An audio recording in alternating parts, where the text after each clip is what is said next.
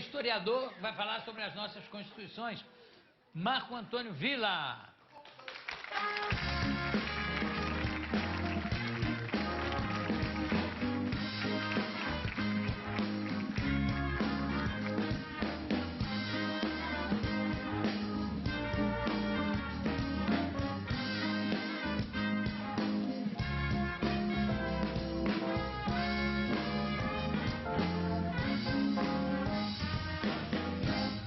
A história das constituições brasileiras.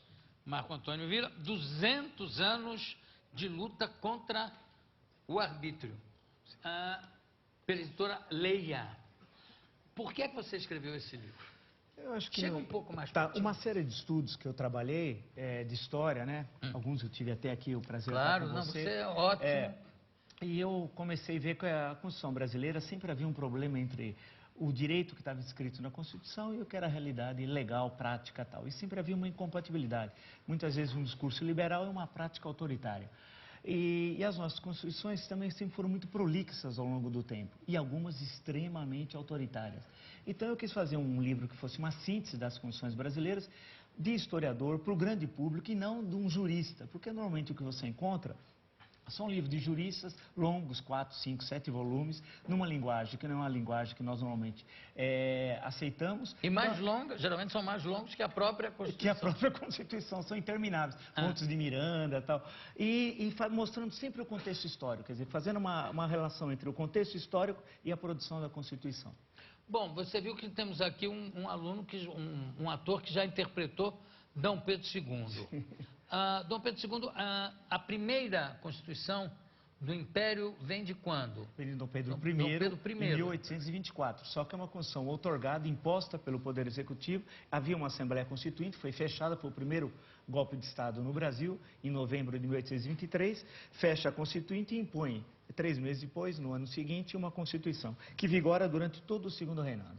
Agora, tem uma coisa que eu acho curiosa, é o seguinte: você pega a Constituição americana, sim, que as cláusulas todas, a não ser a da lei seca, são cláusulas pétreas. Até claro, hoje, aquilo, para mexer nessa aí da lei seca, da proibição, o do Volstead Act, né? Sim. Foi uma loucura, porque isso não se mexe, é a Constituição, mas era uma coisa tão absurda, como eu vi um documentário sobre isso, que dizia: é impossível você legislar sobre a moral das pessoas, né? Então, sim, claro, aquilo caiu.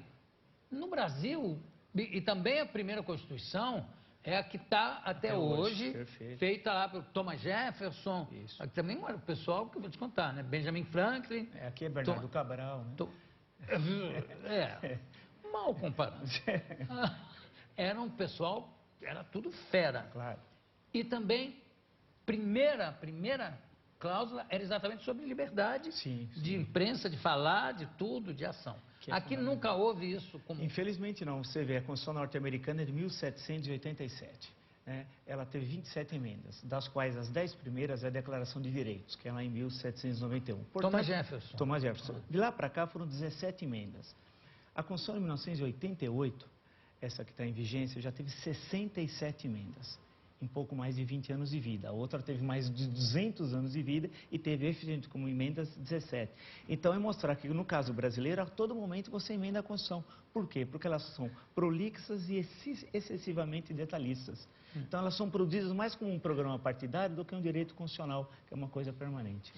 Ô, Marco Antônio, você falou em prolixa, que elas são prolixas.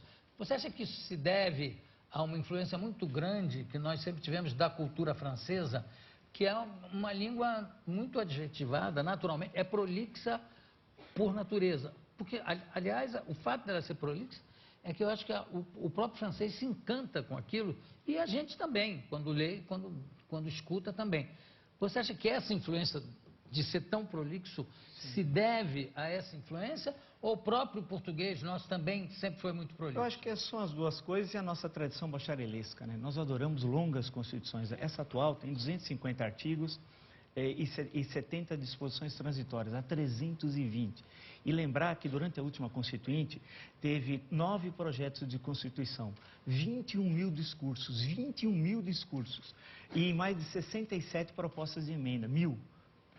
Então, a Constituição, nós fazemos um programa partidário, não uma Constituição, que é igual a norte-americana, que você tem uma estrutura básica e cabe ao Supremo, de lá a Suprema Corte, deliberar os assuntos constitucionais. No nosso caso, não. Nós discutimos até imposto predial em Constituição. Né? Não é possível. Né? Nós discutimos, na atual, por exemplo, fala assim, em apoio ao desporto genuinamente nacional. Não há nenhum, né? Só se for futebol de areia, futevôlei, porque todos os outros esportes eles vieram do exterior. Em suma, a gente discute sobre o Colégio Pedro II na última Constituição. Então, esse tipo de detalhe acaba, e é uma questão histórica, acaba empobrecendo as Constituições brasileiras.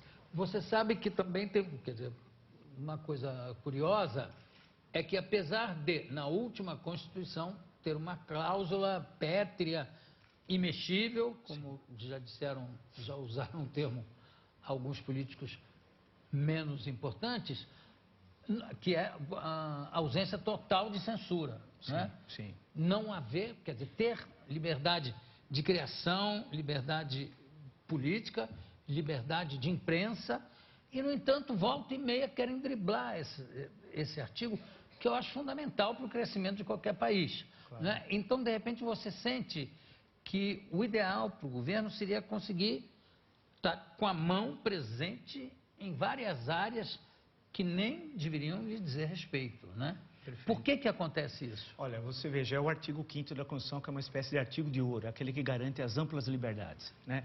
Veja que na história do Brasil, no Estado Novo, nós tivemos uma Constituição que foi de 37 a 45, a Constituição mais autoritária da história brasileira. E tinha censura, porque sempre no Brasil nós tivemos um Estado forte e uma sociedade civil frágil. E o Estado sempre quis controlar de todas as formas a sociedade. A atual Constituição de 88, ela é um grande avanço, e é efetivamente a Constituição mais democrática. Mesmo assim, o Jornal do Estado de São Paulo ficou 2 anos censurado por ter querendo publicar uma operação da Polícia Federal, e houve uma ação contra o jornal, ele ficou 2 anos sem poder tratar daquele assunto. Né? E a Polícia Federal, no maior interesse que aquilo fosse publicado, fosse publicado, a revelar o que está acontecendo. Claro, né? Então há sempre uma disputa no Brasil entre um Estado autoritário e a sociedade civil. E essa Constituição de 88, ela foi nesse sentido um grande avanço. Porque quando você pega a Constituição de 37, a Constituição da ditadura do Estado Novo, chamada de Polaca... A Polaca... Ela foi já era, copiada, a inspiração já era terrível. É da Constituição fascista polonesa, e você vê que é autoritarismo, estado de emergência, todo o poder ao presidente. Era uma Constituição que, por absurdo, e nós somos um país dos absurdos, o último artigo dizia que, para ela entrar em vigência, precisava ter um plebiscito. Nunca teve plebiscito. Até 1945 caiu Getúlio Vargas. Portanto, durante 8 anos, nós tivemos uma Constituição que, na prática, ela tinha problemas de ordem legal. Por quê? Para entrar em vigência, precisava ter o plebiscito, que nunca teve. Que não teve. E, no entanto, foi uma Constituição feita ou elaborada por um dos grandes juristas da época. Que é o Francisco Campos, né? que é o Chico famoso Ciência. Chico Que é de extremíssima direita. Tanto que é aquela velha história do Rubem Braga, quando o Chico pensa, a democracia treme, né? Porque todos os atos autoritários dos anos 30 aos anos 60 no Brasil têm a presença do Francisco Campos. É uma coisa incrível. Né? Ele só não fez o ato institucional número 5 porque ele morreu no começo do ano de 68, senão certamente teria a presença dele lá. Marco Antônio, você pode dar um exemplo de alguns absurdos atravessando essas constituições, começando pela de 24?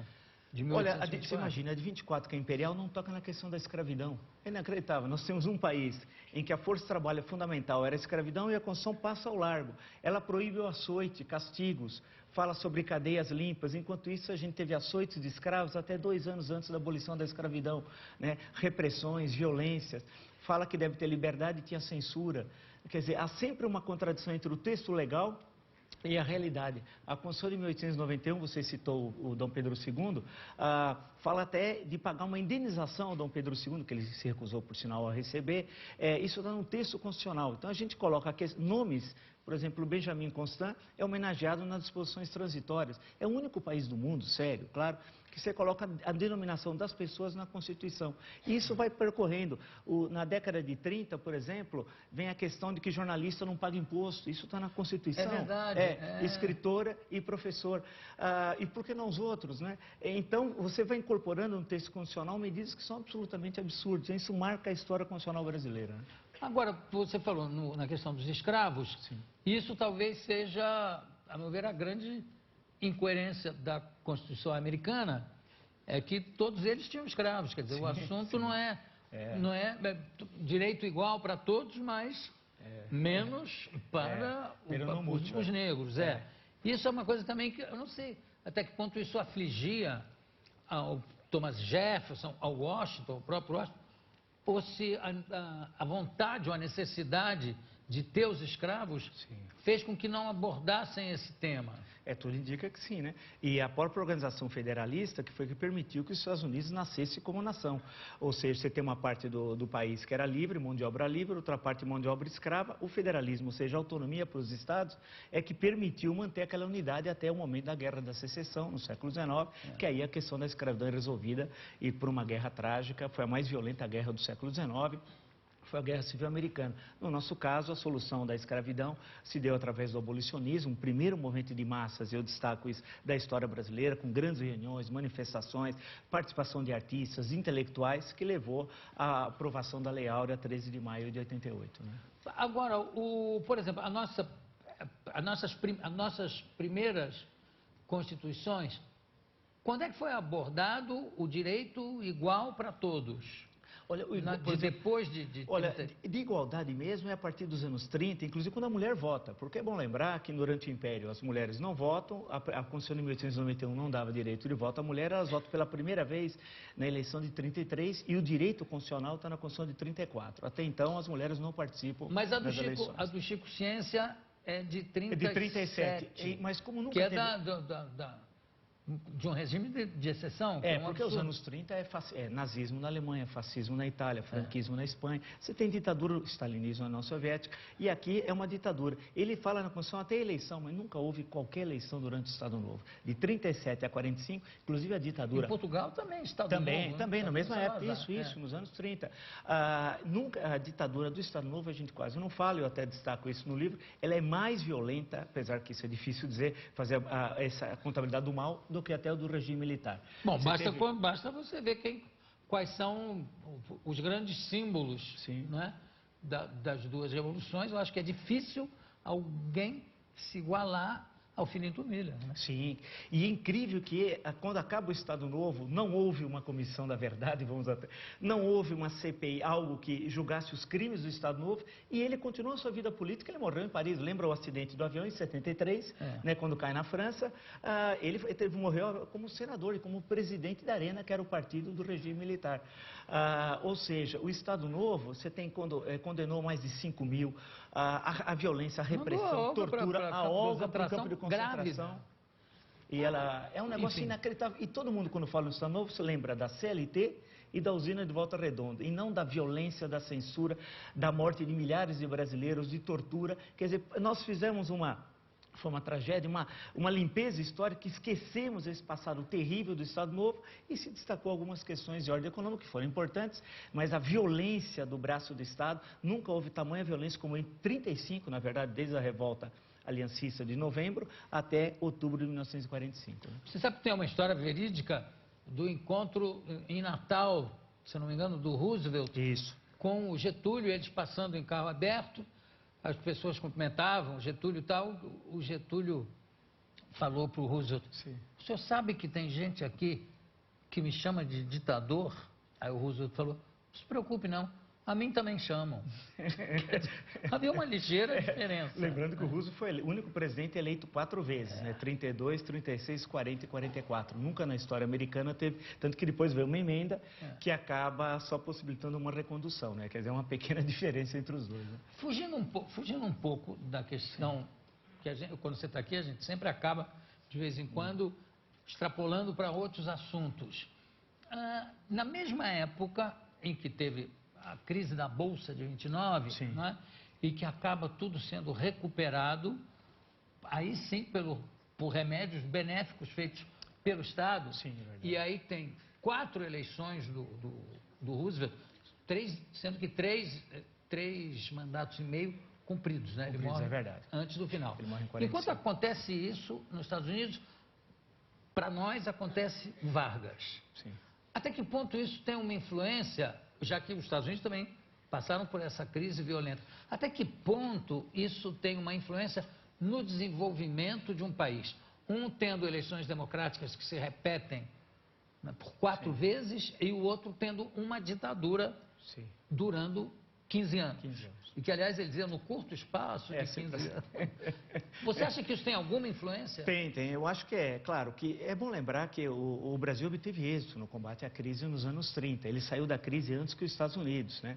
Comprando o excesso de café, queimando os estoques de café, mantendo a circulação monetária, criando o mercado nacional, unificando o país. Efetivamente, a unificação do país é a partir dos anos 30. Mas há um custo político e de liberdades altíssimo. Isso que não pode ser esquecido. Quer dizer, obteve êxitos econômicos, e investiu, por exemplo, na usina de Volta Redonda, quer dizer, CT Aço, que era fundamental para a industrialização, mas, por outro lado, da aliança com os Estados Unidos, da Segunda Guerra Mundial. Mas o custo que foi a repressão, a censura, a imposição aos intelectuais, muitos que foram cooptados pelo Estado, né, muitos intelectuais que acabam sendo cooptados pelo Estado, e essa violência, ele citou o caso da Olga Benário Prestes, os comunistas que foram os mais atingidos, Luiz Carlos Prestes, lembrar a ação, eu lembro no livro do Sobral Pinto, um advogado, que colocando em risco a própria vida, e chegou a invocar a lei de proteção aos animais para defender preso político, né? O Prestes. Quer dizer, você vê a que ponto chegou a repressão, e você citou o chefe da polícia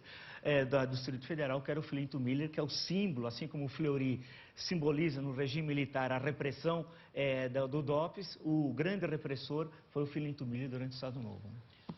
Professor, muito obrigado. Eu conversei aqui com Marco Antônio Villa, historiador. Estou aqui com um livro que eu vou ler de cabo a rabo, A História das Constituições Brasileiras, pela editora Leia, 200 anos de luta contra o arbítrio. Eu espero que a luta continue e que o arbítrio termine. Muito obrigado mais uma vez pela sua presença. Daqui a pouco a gente volta. Bravo!